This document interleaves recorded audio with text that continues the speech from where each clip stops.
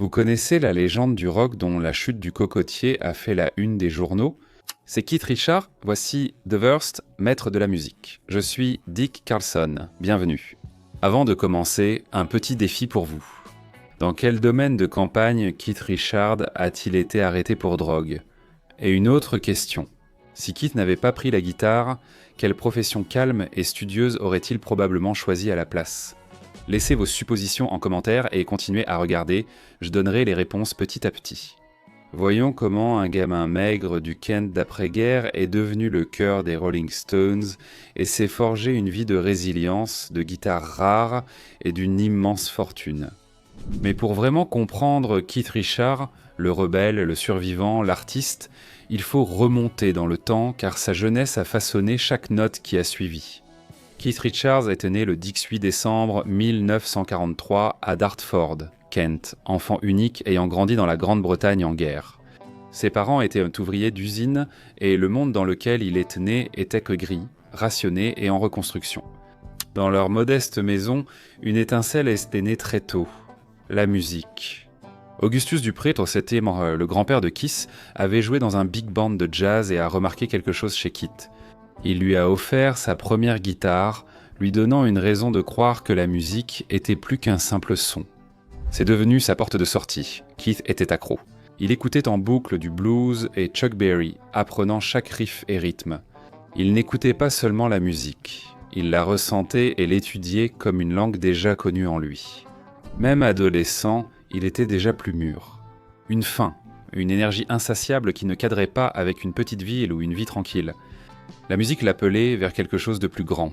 Puis vint un moment qui allait changer sa vie et l'histoire de la musique. En 1961, en allant à l'école d'art en train, Keith rencontra son ancien camarade Mick Jagger. Les deux ne s'étaient pas vus depuis des années, mais lorsqu'ils se sont retrouvés, Jagger portait sous le bras de rares disques de blues importés. Ce simple moment et leur passion commune pour la musique ont déclenché une conversation qui a mené à l'un des partenariats les plus emblématiques de l'histoire du rock.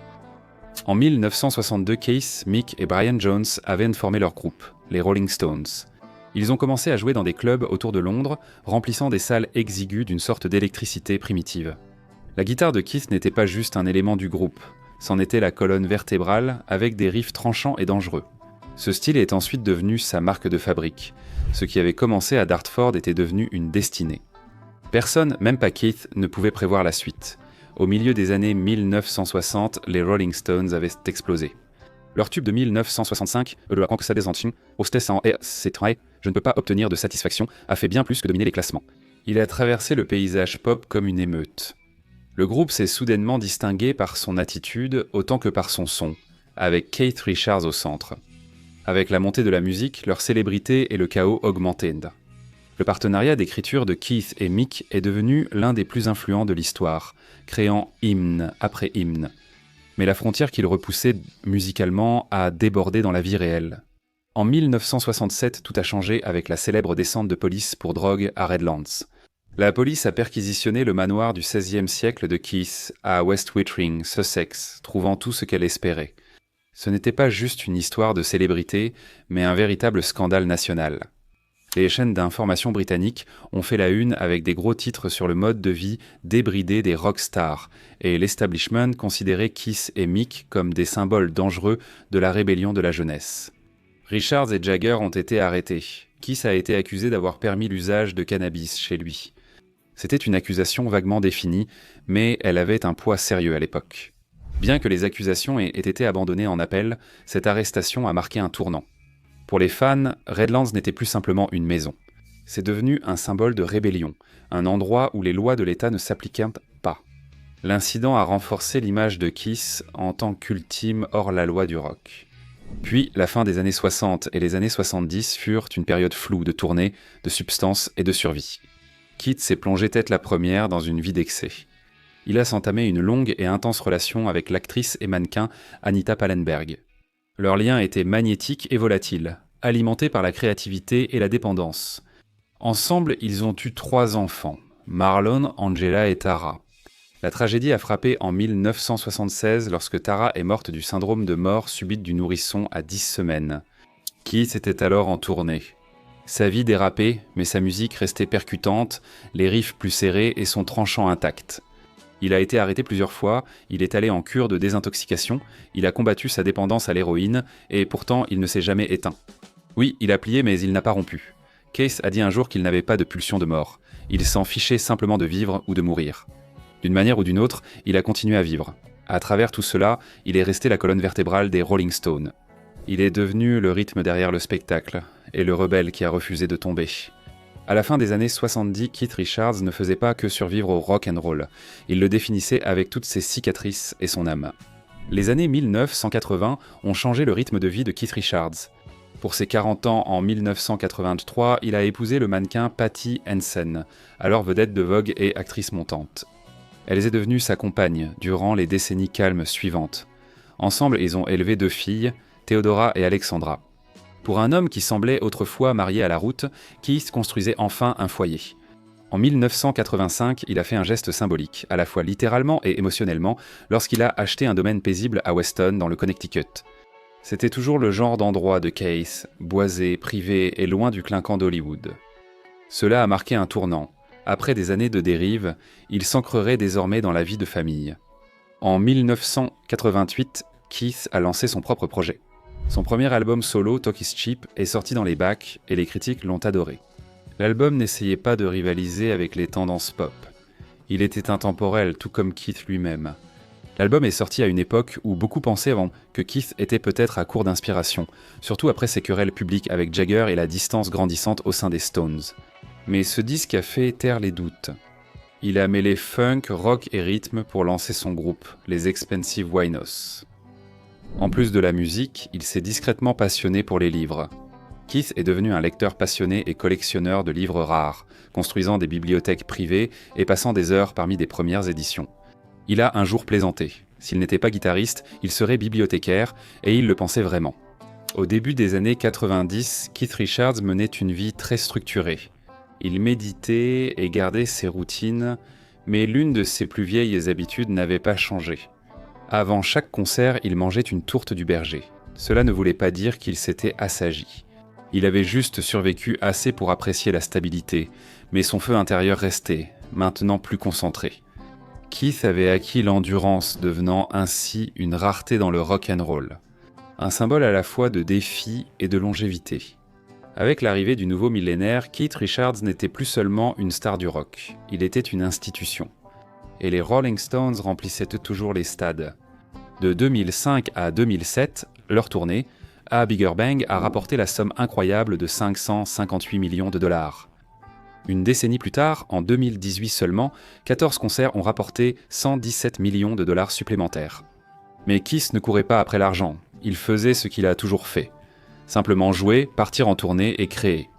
Et en chemin, il a construit une richesse discrète à sa manière. Ses propriétés en disent long.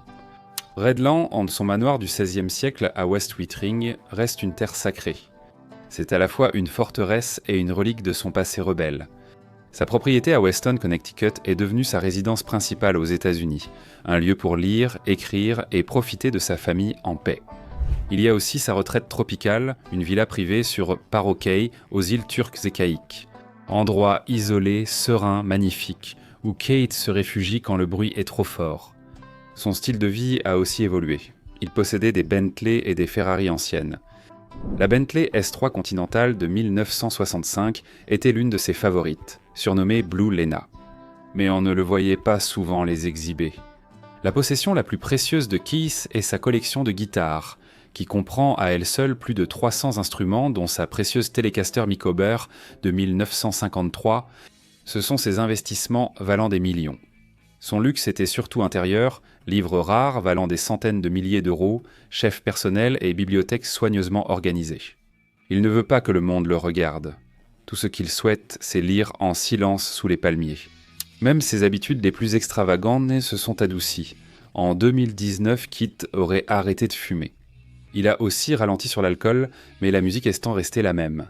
Il enregistre toujours, il part toujours en tournée et il enfile toujours sa guitare avec le même sourire en coin.